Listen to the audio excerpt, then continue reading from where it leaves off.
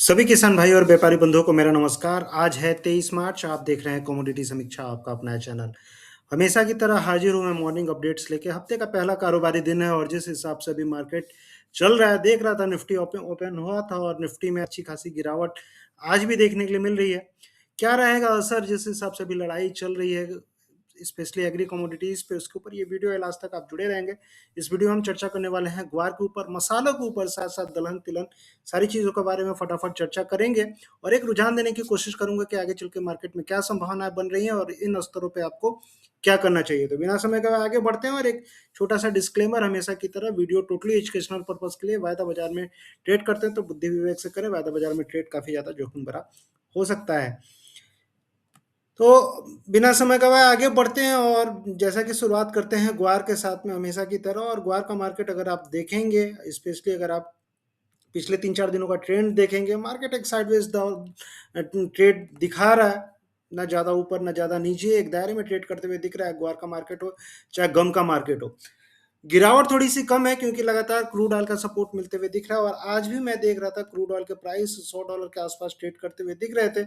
और ये कहीं ना कहीं ग्वार के लिए एक अच्छी बात हो सकती है। मैं बार बार आपको बोल रहा हूँ कि जिस हिसाब से ग्वार के फंडामेंटल अभी बने हुए हैं, स्पेशली ग्वार गम के, मुझे लगता है कि आगे चल के संभावनाएं काफी ज्यादा निकल के आने वाली हैं।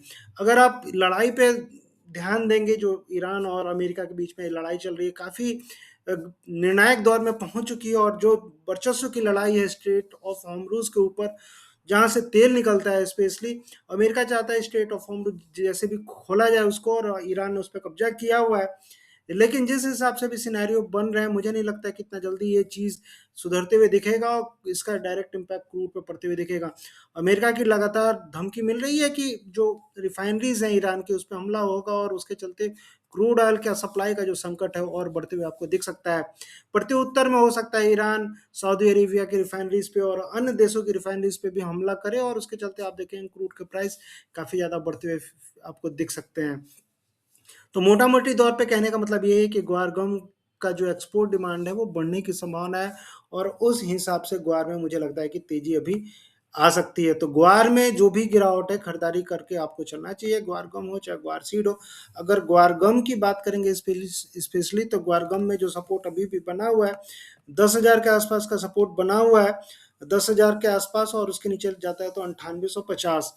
ठीक है, 9850, 10,000, ये जो लेवल है, जो भी मार्केट नीचे जा रहा है, इन अस्त्रों आपको खरीदारी करनी चाहिए। जो लास्ट हमने लो देखा था, ये लो जो मैं आपको बोल रहा हूँ 9850, और इसके नीचे अगर जाता है तो फिर ये वाला लो आपको ये दिख रहा है लगभग 9300। लेकिन मुझे नहीं लगता है कि 9300 मार्केट अभी जाएगा।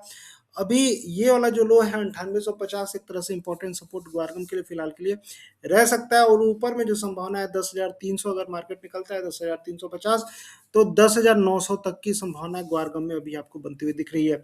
फंडामेंटली अगर देखा जाए, सप्लाई सब एक साइड में रखिए, अभी जो सिनेरियो बन रहा है एक्सपोर्ट को बढ़ने का, जो सिनेरियो बन रहा है उसके ऊपर आपको फोकस रखना चाहिए। और उस हिसाब से देखें तो ग्वार गम का मार्केट आपको फटते हुए दिख सकता है। वही हाल ग्वार सीड में भी है। और ग्वार सीड में जो सपोर्ट मेरे हिसाब से भी बना हुआ है 5300 का बना हुआ है, 5300 के नीचे 5100, ये जो लोज है, ये जो लो आप देख रहे हैं 5350 के आसपास, मान के चलिए 5300 का लो एक तरह से मार्केट फेस कर सकता है। और नीचे में 5100, लेकिन मुझे नहीं लगता कि अभी फिलहाल 5100 जाएगा। 5300 के आसपास जब भी मार्केट आता है इन अस्त्रों के आसपास, आपको खरीदारी के मौके बनते हुए दिखेंगे। और ऊपर में जो संभावनाएं बनी हुई है 5600 तक की अभी भी बनी हुई है। जो भी गिरावट हो रही है, खरीदारी आपको बार में करके चलना चाहिए। अगर वहीं मसालों की बात करें तो मसालों में हमने देखा था हल्दी में फिर से गिरावट बढ़ती हुई दिखी थी शुक्रवार को, और लगातार बढ़ती हुई दिख रही है हल्दी में गिरावट। और मुझे लगता है कि ये जो जोन है लगभग 14,200, 14,000 का, अगर ये जोन अगर आज तोड़ता है मार्केट, तो फिर गिरावट आपको और ज्यादा गहराती हुई दिखेगी और एक तरह से पुष्टि होगी कि मार्केट टोटली डाउन ट्रेंड में आते हुए दिखेगा। जो भी खरीदार हैं बैठे हुए हैं 14,000 के ऊपर, जब तक मार्केट है बैठे हुए हैं। लेकिन जैसे ही 14,000 का लेवल तोड़ेगा मार्केट, तो मुझे लगता है कि पैनिक सेलिंग मार्केट में आते हुए आपको हल्दी में दिख सकती है। मोटा मोटे तौर पे देखा जाए, आवक की जो अभी स्थिति बनी हुई है, आवक लगातार तेलंगाना और आंध्र प्रदेश, कर्नाटका में ज्यादा आवक आ रही है। महाराष्ट्र में आवक अभी कम है, लेकिन महाराष्ट्र में अगले 10-15 दिन काफी निर्णायक होने वाले हैं। और महाराष्ट्र में कैसी आवक रहेगी उसके ऊपर हल्दी का ट्रेंड मुझे लगता है कि निर्धारित करेगा। तो थोड़ा-सा वही 10-15 दिन अगर फ्रेश खरीदारी करनी है तो 10-15 दिन थोड़ा-सा वेट करिए।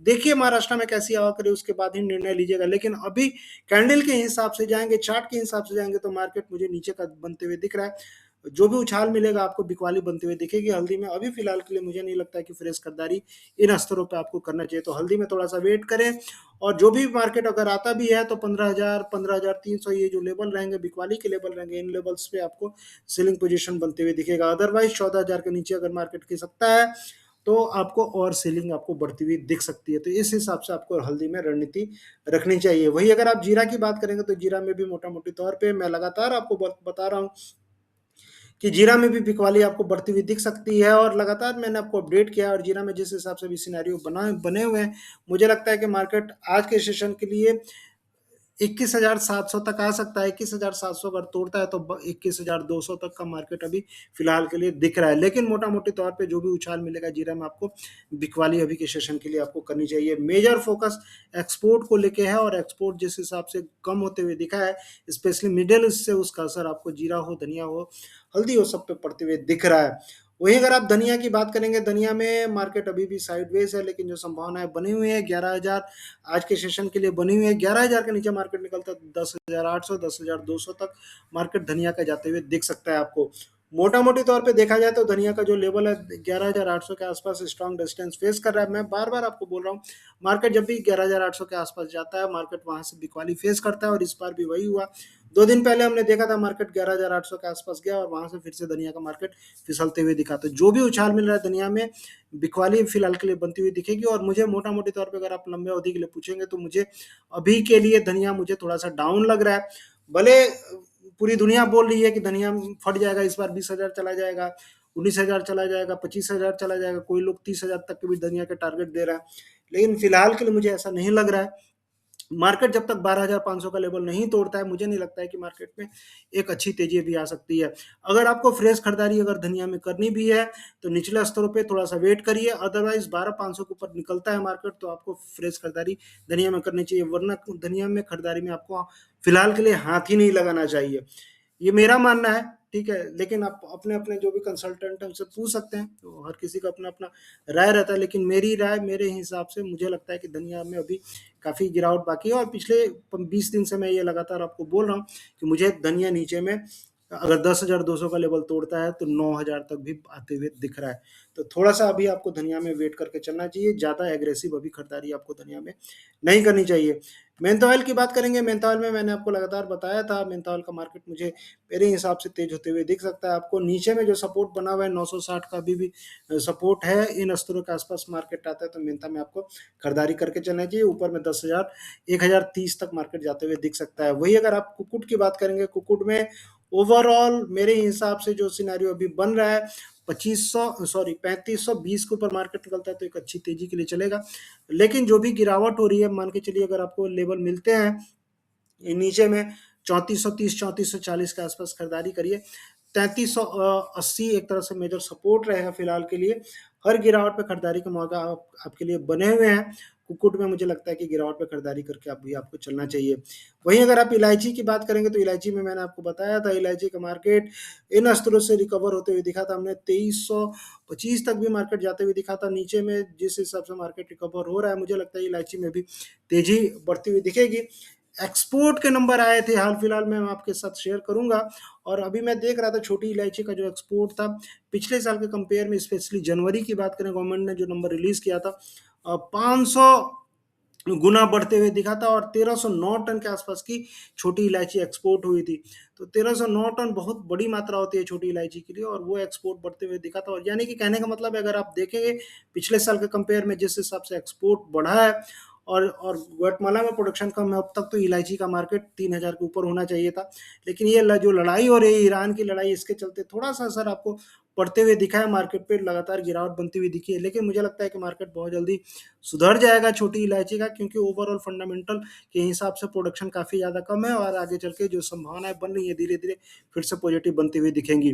तो जो भी गिरावट है छोटी इलायची में भी आपको खरीदारी करके चलना चाहिए। ऊपर में फिर से 2600 से लेकर 2700 के लेवल आपको देखने के लिए मिल सकते हैं। वहीं अगर आप बड़ी इलायची की बात करेंगे तो बड़ी इलायची में भी एक्सपोर्ट डिमांड लगातार बनी हुई है और मैं अभी देख रहा था एक्सपोर्ट काफ़ी बेहतरीन एक्सपोर्ट स्पेशली जनवरी में बनते हुए दिखा था। 90% तक का ज़्यादा एक्सपोर्ट पिछले साल के कंपेयर में हुआ था। तो छोटी इलायची बड़ी इलायची एक्सपोर्ट डिमांड लगातार बनी हुई थी, लेकिन अभी जो लड़ाई के चलते थोड़ा सा एक्सपोर्ट कम हुआ है, लेकिन जैसे ही लड़ाई सुधरने के आसार होंगे, न्यूज़ आएगा, मुझे लगता है कि एक बहुत अच्छा उछाल छोटी इलायची और बड़ी इलायची में बनते हुए दिख सकता है। तो जो भी गिरावट है छोटी इलायची बड़ी इलायची में भी खरीदारी के मौके आपके लिए बने हुए हैं। अन्य कमोडिटी की बात करेंगे, स्पेशली अगर आप सोयाबीन की बात करेंगे तो सोयाबीन में फिर से देखिए मैंने आपको बताया था तेजी बनते हुए दिखी है और पिछले 3 दिनों से लगातार मार्केट तेज होते हुए दिखा है। 5700 से 5800 के बीच में मार्केट ट्रेड कर रहा है। बहुत जल्दी आप देखेंगे 6400 तक के लेवल आपको सोयाबीन में बनते हुए दिख सकते हैं। वहीं अगर आप सरसों की बात करेंगे, सरसों का भी मार्केट अगर आप देखेंगे एक अच्छी खासी तेजी के लिए चल रहा है और अभी जिस हिसाब से मैं देख रहा था 7000 के ऊपर मार्केट फिसल जाते हुए दिखा है और मैंने आपको बताया था 7100 और देखिए एग्जैक्ट 7200 के आसपास सरसों का मार्केट आते हुए दिखा है। जो लोग मुझे देखते हैं रेगुलर बेसिस पे उन्हें याद होगा पिछले 6-7 दिनों से लगातार मैं बोल रहा हूँ सरसों में खरीदारी करने के लिए और देखिए सरसों का मार्केट 7200 जाते हुए दिखा है। लेकिन अभी क्या करना है, अभी थोड़ी सी फ्रेश खरीदारी थोड़ी सी अवॉइड करनी है क्योंकि मार्केट फिर से नीचे आते हुए आपको सरसों का भी दिख सकता है। एग्रेसिव खरीदारी इन स्तरों पे ना करें। अगर यहाँ से मार्केट जाता भी है तो हो सकता है यहाँ से 100-150 रुपए की और तेजी दिखाए, उसके बाद फिर मार्केट आपको रुकते हुए दिख सकता है 7300 के आसपास। 7300 साढ़े 7300 मेजर हर्डल है। उसके बाद फिर से वेट करेंगे, सप्लाई का ये टाइम रहता है, फिर से आपको मौके मिलेंगे निचले स्तरों पे। इन स्तरों पे फ्रेश खरीदारी ना करें। अगर करना भी है तो छोटे लक्ष्य के लिए 150-200 रुपए के लक्ष्य के लिए आपको करना चाहिए, वरना वेट करना चाहिए।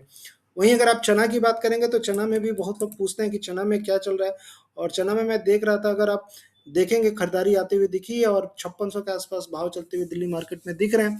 मुझे लगता है चना में धीरे-धीरे मार्केट में तेजी आती हुई दिखेगी। सरकारी खरीदारी जैसे-जैसे बढ़ेगी वैसे-वैसे चना में तेजी आती हुई, चना हो, सरसों हो, उड़द हो, मूँग हो, सब में बनती हुई दिखेगी और धीरे-धीरे दलहन का मार्केट भी मुझे लगता है कि तेज होते हुए दिखेगा। एक डबल बॉटम पैटर्न जैसा बनते हुए दिख रहा है। आप खुद ही देख सकते हैं एक यहाँ पे और यहाँ पे धीरे-धीरे इसका असर ये होगा कि आप देखेंगे 6000 तक के मार्केट आपको चना में बनते हुए दिख सकता है। तो जो भी गिरावट है अभी चना में आपको खरीदारी करके चलना चाहिए। तो ये था एग्री कमोडिटीज़ पे मेरी राय, आपको कैसी लगी आप बताएँगे ज़रूर और आशा करता हूँ कि आपको कहीं न कहीं लाभप्रद ज़रूर हुआ होगा। जो लोग रेगुलर बेसिस पे देखते हैं, सुनते हैं, तो उनके लिए मैं वीडियो ये बनाता हूँ। तो एन्जॉय करिए इस वीडियो को और सबसे पहली बात तो जो पहली बार देख रहे हैं उनसे ये आग्रह रहता है कि सब्सक्राइब तो ज़रूर करें, लाइक तो ज़रूर करें और ज़्यादा से ज़्यादा शेयर करने की कोशिश करें। उससे होता क्या है कि मनोबल भी बढ़ता है और दूसरी चीज़ क्या है कि जो लोग डिटेल में रिसर्च चाहते हैं कि मैं उनको स्टेप स्टेप पे गाइड करूँ, चीज़ों को समझाऊँ। चाहे जो लोग फंडामेंटल जुड़ना चाहते हैं, फंडामेंटल जानकारी चाहते हैं, एक्सपोर्ट-इम्पोर्ट को लेके, स्टॉक्स को लेके, वेदर को लेके, सारी चीज़ों को लेके, तो इस नंबर पे आप डायरेक्टली मुझे मैसेज कर सकते हैं। कोशिश ये रहेगी कि आपका मार्गदर्शन कर सकूँ और ज़्यादा से ज़्यादा आपकी हेल्प कर सकूँ। तो ये था एग्री कमोडिटीज़ पे मेरी राय, आपको कैसी लगी आप बताएँगे ज़रूर। मिलते हैं फिर नेक्स्ट वीडियो में, तब तक के लिए थैंक यू, जय हिंद, धन्यवाद।